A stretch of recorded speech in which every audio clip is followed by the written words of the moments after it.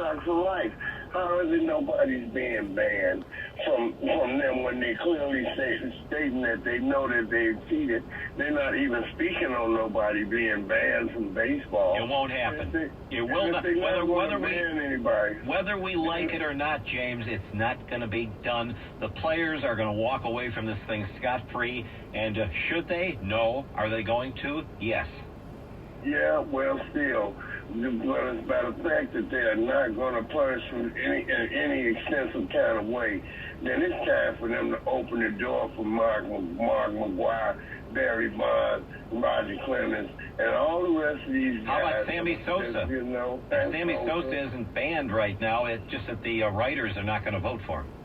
Yes, well, it's time for the writers to, if they're not going to really attack this issue on the World Series, then it's time for them to open up the door for these other players that they don't want to vote for, when they know good and well that the owners were just as much a part of that as the players were. They had no problem with the players. Yeah, but James, let me stop you for a second.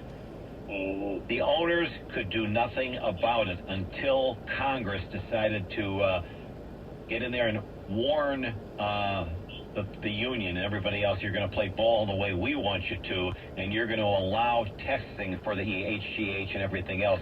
When Sosa and McGwire and Clemens and all the rest of those guys and Barry Bonds earlier on, if they tried to go ahead and penalize them, they would have appealed and they would have won. There was nothing everybody wants to blame Selig, which I don't think is the greatest thing since sliced bread. It doesn't matter. There's nothing he could do, and there's nothing that baseball could have done. The Players Association would have stopped them.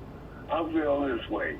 I feel like the owners were enjoying the spoils of, Of course they were. But they could not do anything about it, James. They could do nothing about it. They could have went to the players without even outside, interference at all, and spoke to the players and told them. And the players would have told them where to sit on it and revolve. The players would have stopped any chance of the owners getting involved with the thing.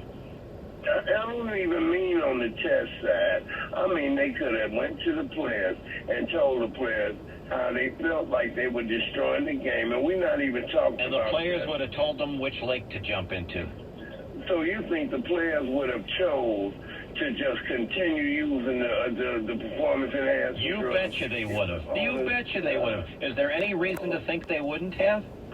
If they went to the players and made them all know that this is going to be an even playing field, we don't even want this to be a part of this game anymore, and they ensured them that all of them were going to have to stop.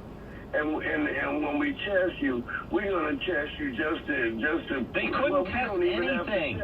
They could test now, but James, let me stop you again. They couldn't test anybody for anything until the late Senator John McCain, when he was still around, he called that meeting. It was Republicans, it was Democrats, Independents. They all were together on this, and they basically called in Donald Fehr, and they said, "You're going to play ball with us, and you're going to do it our way or else.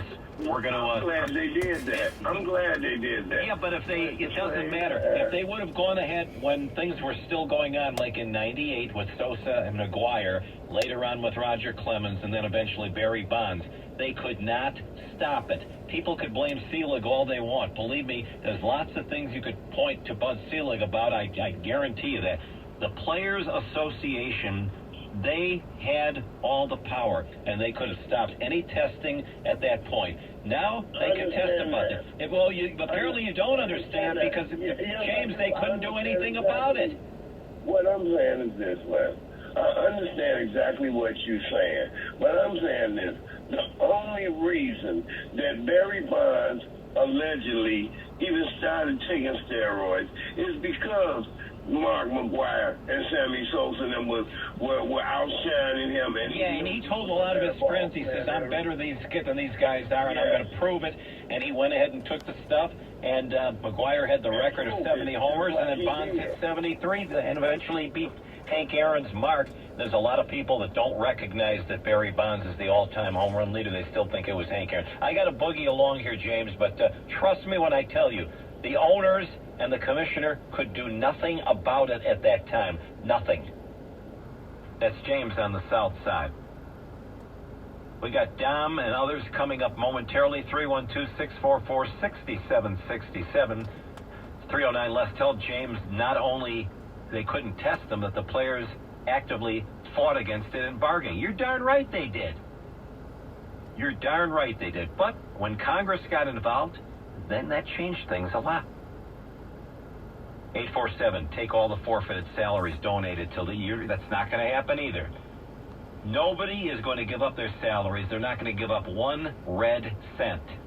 And nobody could make them do it. Period. New graph. We will have more coming up momentarily. You're tuned to 670 The Score. No matter what side of town you're from, no matter what team you root for, if it's from Chicago, we've got you covered. 670 The Score is Chicago sports. Chicago sports is 670 The Score. Dominating the Chicago sports landscape for nearly 3 decades. A Radio.com sports station. The trucking industry is